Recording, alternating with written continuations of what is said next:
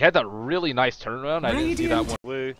How are we doing? I am very excited to see some one-on-one matchup. I am a mid player myself, and I love seeing these fantastic players duke it out. And unfortunately, one of these players will be eliminated. I love both of these guys.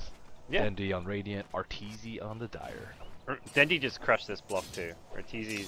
That's hard on Radiant too. Yeah. Well played. They actually went for very different builds. Oh, well, I'd say very different, but slightly different here. Arteezy going for the 2 branches, Dendi going for the starting item Tangos. So with the extra regen, Dendi can definitely be a bit more aggressive as far as this lane's concerned. Yes, but Dendi did have the better block, but now the wave is going to be on Arteezy's side after this creep wave dies, so that's a little bit unfortunate for him. But in terms of CFs, they're actually both playing very, very aggressively, and this is something that you see more out of the style of Na'Vi and EG players. They just love aggression from get-go. They won't be bottle. I mean, they will be bottle crowing, but they're not concentrating on that yet. And for those of you wondering about how this works, the format and all that, it's first to 1 kill or tower. It's a best of 3, so game 1 is going to be Puck versus Puck, game 2 is Quap versus Quap, and then if it does need a game 3, it will be Shadow Fiend versus Shadow Fiend. That's for all 4 quarterfinals. The player list: Arteezy, Dendi, Resolution, FY, Ferrari, and 2 others whose names currently elude me, Mushi and Ice. So those are the 8 players that you'll have competing in this tournament. So still very even. Neither play with any denies, but 1v1 mid, you don't really need to actually get the deny. It's all about like the pseudo denies, really, more than anything. Yeah, both are almost exactly even in terms of CS. 8-0 for Arteezy, 7-1 for Dendi, and both of them have actually opted for the 2-0-1 build. I expected them to go like a 1-1-1, maybe even a 1-2-1, because silence is just so important at killing each of these players. And look at Arteezy's stash; he's actually going for a null talisman.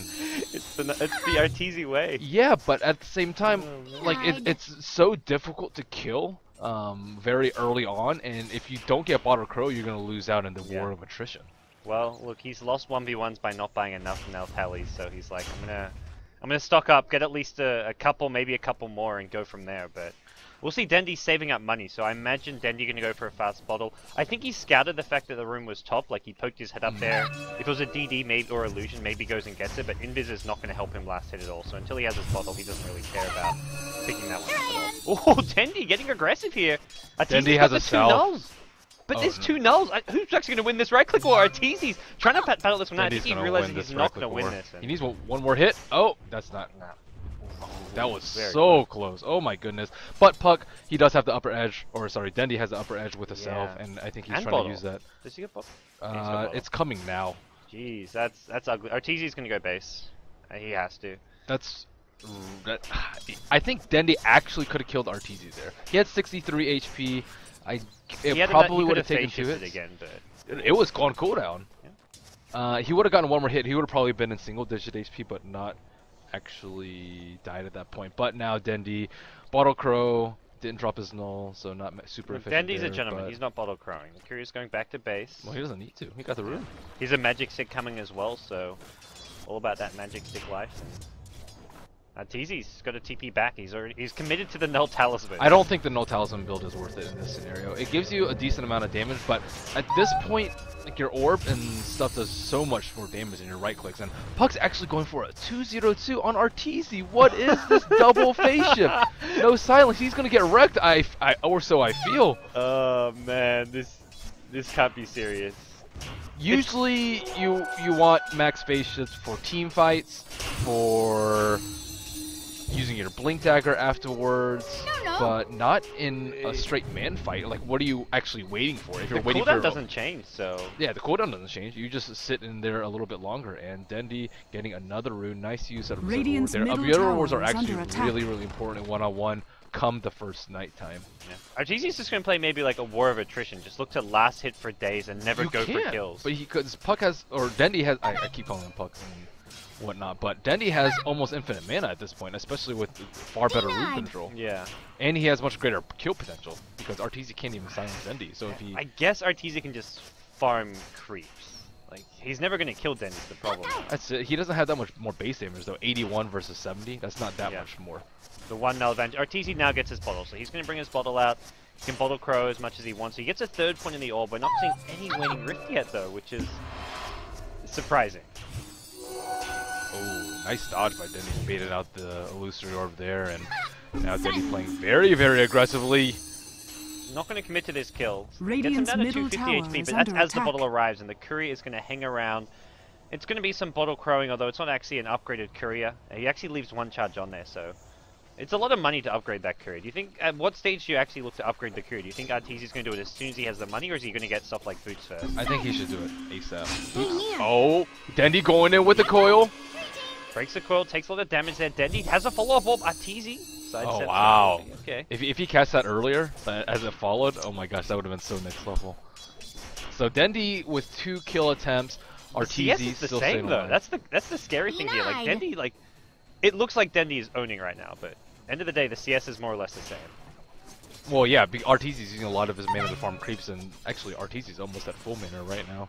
Yeah, doesn't have the HP, but his bottle will arrive again soon. Dendi, Bassett ring picked up, probably starting to think that he can just push out the wave, do some damage to the tower. If he's not going to get kills, your next objective, or your other objective, is to get that tower. So Puck Dendi gets a DD rune. and a basket, which is a little bit unusual, but the win condition for this 1v1 is first tower or first kill, and if Arteezy has to go home again, that's like at least a 3rd damage on the tower.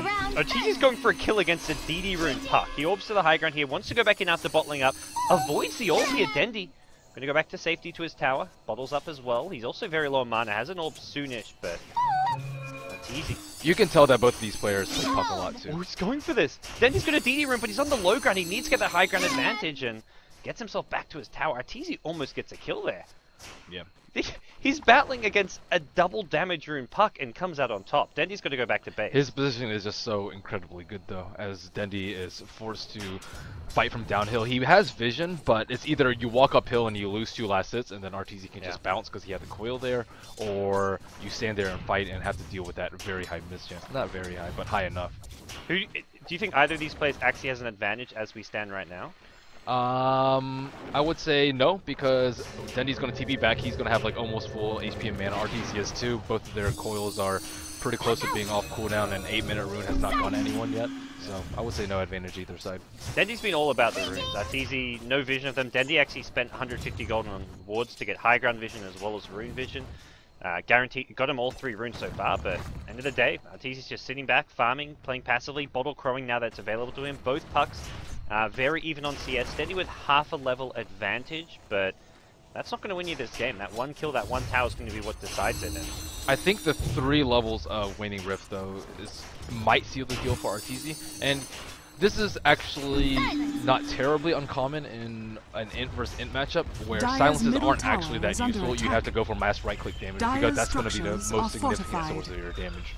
Well, Dendi starts damage on this tower with his creep wave, siege creep and all that, but end of the day he did less than 200 damage to this tower, so bit by bit maybe he brings the tower down. Did force out a glyph, but how much of a difference maker is that going to be? And now Dendi picking up boots into stash, so this is kind of like the stand and fight build. You don't want to be the first person to run. Oh, just going to break the coil here. Dendi's got max Waning Rift. Arteezy could be in a lot of trouble. No! He's still got Magic 6 First Blood, Dendi. That's your GG.